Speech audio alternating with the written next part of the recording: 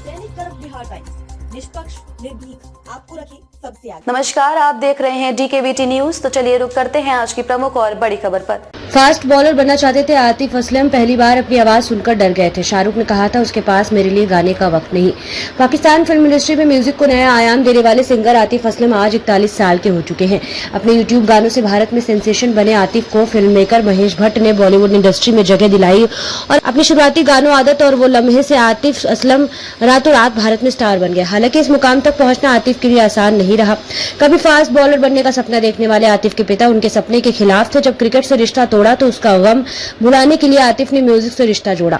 लेकिन यह भी सच है कि पहली बार अपनी आवाज सुनकर आतिफ खुद ही डर गए थे। आज यही आतिफ पाकिस्तानी सरकार की तरफ से पाक के सबसे प्रेस्टिजियस अवार्ड तमगा-ए-इम्तियाज से नवाजे जा चुके हैं। एक समय ऐसा भी रहा है जब शाहरुख खान चाहते थे कि आतिफ उनके लिए गाना गाए, लेकिन जब बात नहीं बनी तो शाहरुख ने नाराज होकर कहा था कि आतिफ असलम इतने व्यस्त हैं कि उनके लिए गाने नहीं गा सकते।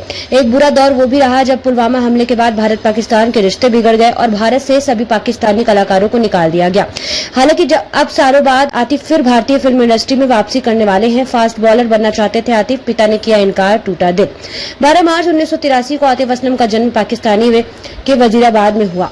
4 भाइयों में आतिफ सबसे छोटे हैं। कम उम्र से ही आतिफ असलम को क्रिकेट में दिलचस्पी थी, लेकिन उनके पिता इसके खिलाफ थे। ऐसे में गर्मियों के मौसम में उनके साथ खेलने वाले दोस्त रोज सुबह उन्हें चोरी छिपे पर घर बुलाने आते थे। सभी दोस्त घर के बाहर इंतजार करते थे कि सुबह आतिफ के पिता फर्ज की नमाज पढ़ने निकले और वो आतिफ को लेकर खेलने चले जाए।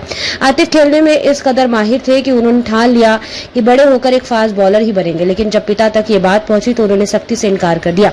कहा कि सिर्फ पढ़ाई लिखाई में ध्यान दो, क्योंकि क्रिकेट में कोई स्कोप नहीं है। आतिफ ने पिता की बात तो मान ली, लेकिन पहला सपना टूटने का गम उनके लिए बेहद बड़ा था।